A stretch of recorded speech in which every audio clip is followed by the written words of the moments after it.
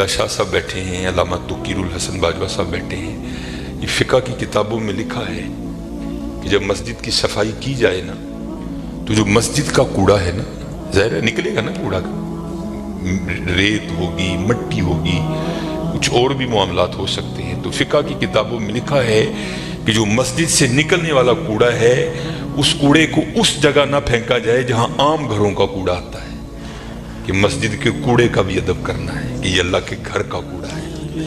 اس لیے حضرت ادب کیا کرو، ادب کیا کرو، ادب کیا کرو۔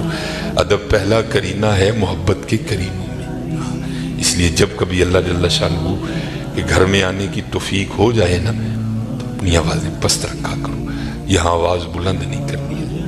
یہ بہت بڑے بادشاہ کا دربار ہے، تو وہ کیونکہ ملک ندیم تھا، یہ اللہ کا دربار ہے، اس نے تو یہاں ہی کہہ دینا تھا نا جو کہہ دینا تھا، کہا یہاں بھی جائے گا، لیکن آپ کو خبر نہیں ہوگی آپ کو کس انداز میں کہہ دیا جائے گا، کیونکہ بزرگوں سے ہم نے سنا ہے کہ وہ کسی کو لاٹھی لے کر مارنے نہیں آتا، لیکن کیا کرتا ہے بندے کو مت پٹھی ڈال دیتا ہے پھر۔ اس لیے ہمیشہ حضرت اس کا ادب کرنا ہے، اس کا احترام کرنا ہے۔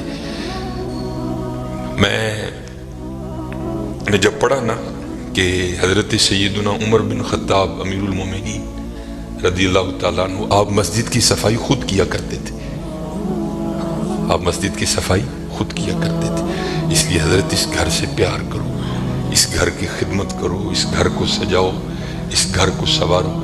جس کسی نے بھی اس گھر کی خدمت کی نا تو حضرت پھر وہ خالی نہیں رہا کبھی بھی۔ یہاں حضرت دنیا کے دو ٹگے کے جو چودھری ہیں ان کی کرو تو کچھ نہ کچھ مل ہی جاتا ہے حضرت، وہ یہ تو حضرت بادشاہوں کے بادشاہ کا گھر ہے، تو اس کی کرے گا تو اسے نہیں ملے گا، اسے اتنا ملے گا کہ نسلوں سے بھی ختم نہیں ہوگا۔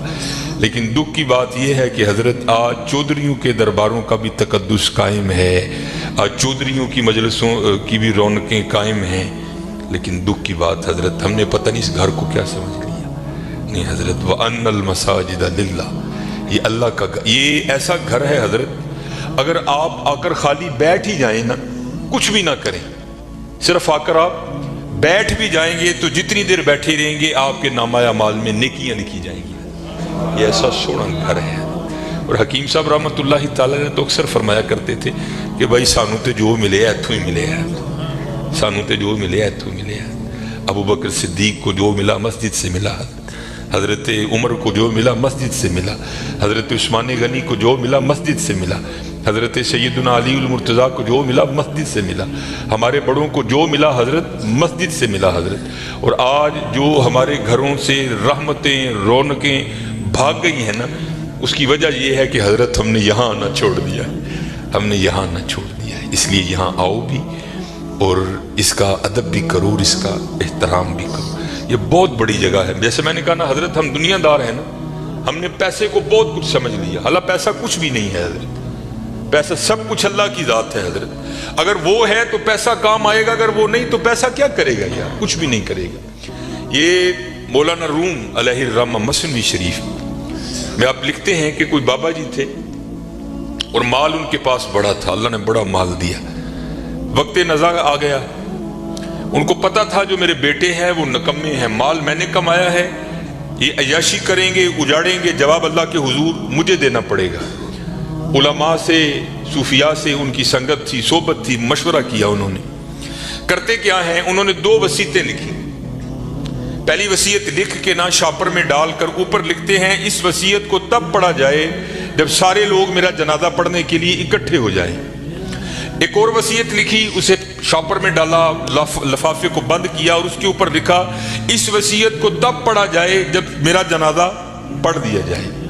اب چودھری تھا، میں تو اکثر احباب سے پوچھتا ہوں پتہ نہیں حضرت ہم نے تو کہیں نہیں پڑھا، شاید آپ نے پڑھا ہو تو ہمیں بھی بتائیے گا، کہاں لکھا ہے کہ امیر کے جنازے میں زیادہ ثواب ہے، غریب کے نہیں ہوتا، غریب کے جنازے میں آتا ہی کوئی نہیں حضرت، پاس سے بھی گزرے گا اپنی دکان پر بیٹھے رہیں گے، غریب کے جنازے پہ کوئی بھی نہیں جائے گا حضرت۔ اور اگر جنازہ ہو کسی امیر آدمی کا، ہمیں اطلاع کسی بھی راہ صلاح سے مل جائے ہم ضرور پہنچیں گے حضرت۔ اور یہ میں نے اب دیکھا ہے حضرت، پہلے جنازے پہ کون ملا کرتا تھا کسی سے، اب جناب جنازے پہ بھی لوگ ایسے ملتے ہیں جیسے شادیوں پر ملا جاتا تھا، اور اس کا مقصد کیا ہوتا ہے، باجی دھیان رکھیو میں بھی آیا جی تے جے کل کو میرا مر گیا تو تسی بھی آنا جی۔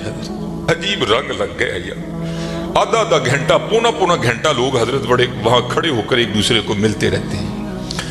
लोग जनाजा पढ़ने के लिए आ गए, इमाम साहब भी खड़े हुए, आपने लोगों को नीयत बताई। तो जो बाबे का बड़ा बेटा था ना, वो कहता है मौलवी साहब अब्बा जी होरां ने 2 वसीयतां कीतियां ने। पहली वसीयत पर उन्होंने लिखा है इस वसीयत को तब खोल के पढ़ा जाए जब सारे लोग मेरा जनाजा पढ़ने के लिए आ जाएं। अब सारे लोग आ गए हैं, कितारें बन गई हैं, सफ़ें बन गई हैं, तो आप ये वसीयत पढ़ें। ये मौलाना रूम लिख रहे हैं, सन 700 हिजरी में मसनी शरीफ आपने तसनीफ की।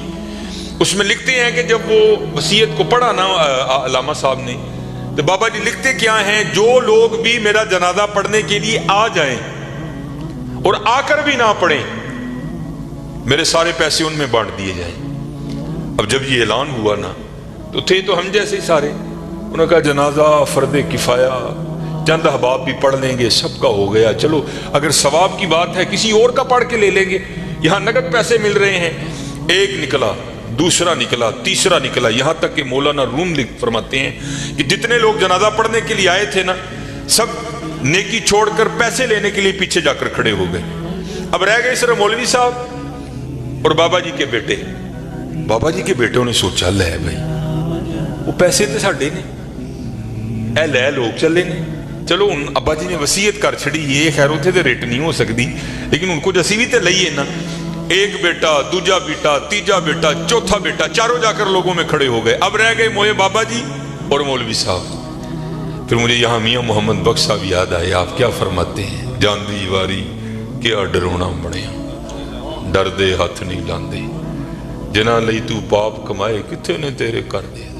रोना है जी हजरत, मैंने बड़ा बड़ा कुछ देख लिया है, इतना इतना कुछ देखा है कि दिल करता है सिर चिखे पा के कितने टुर जाइए सैड, लेकिन क्या करें, ड्यूटियां लगी हैं, निभानी पड़ती। मैं नया नया गया ना, जो बागडा कॉलोनी, अमीर आदमी, लैंड क्रूजर, प्राडो, जनाब सज्जे खब्बे, मेरी भी थोड़ी फिरकी घूम गई, बड़ी मोहब्बत मिली जनाब। अक्सर बड़े बड़े नाम जाते हुए वसीयत कर गए कि सानू गुसल जड़ा नाफा साहब देन गया। मैं भी नया नया था, मैंने भी चले जाना। एक बहुत बड़ा हजरत सियालकोट का नाम है, गुसल देने के लिए गया। इसी तरह सर्दियां थी, बाबा लेटा है चारपाई पे, उसका बेटा खड़ा था, तो बाबे ने ना स्वेटर पहन रखा था।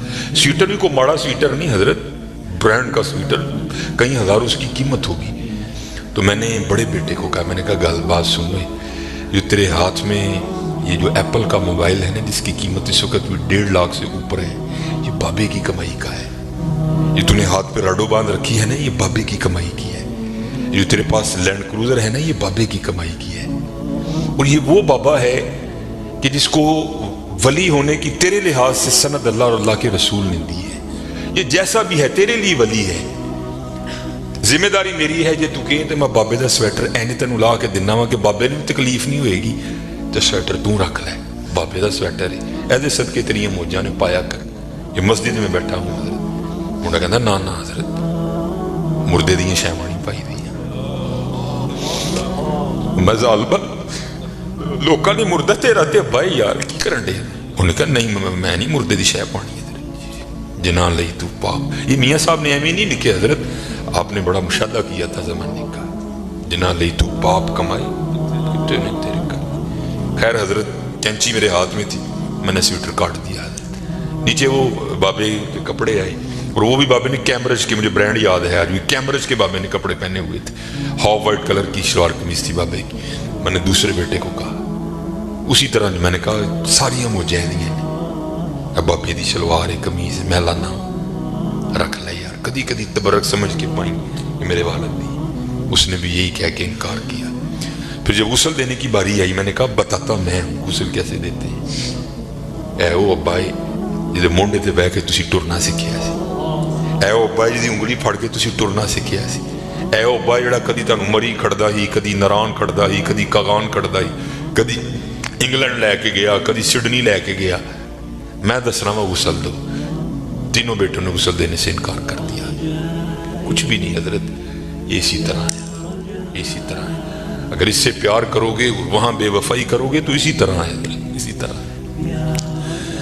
सारे खड़े हो गए, रह गए मौलवी साहब और बाबा जी।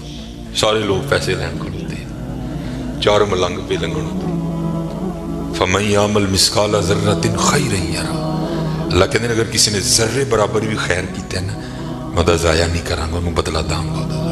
اور کیونکہ وہاں تو حضرت تول ہوگا، فَأَمَّا مَنْ ثَقُلَتْ مَوَازِينُهُ فَهُوَ فِي عِيشَةٍ رَاضِيَةٍ، جنہیں نیکیاں ود گئی ہیں اور زندگی دل پسند ہوئے گی۔ اسی لیے جو اللہ والے ہیں وہ نیکیوں کی بڑی قدر کرتے ہیں، وہ ایک نیکی کو بھی ضائع نہیں ہونے دیتے، ہو سکتا ہے کل یہی کام بنا دے۔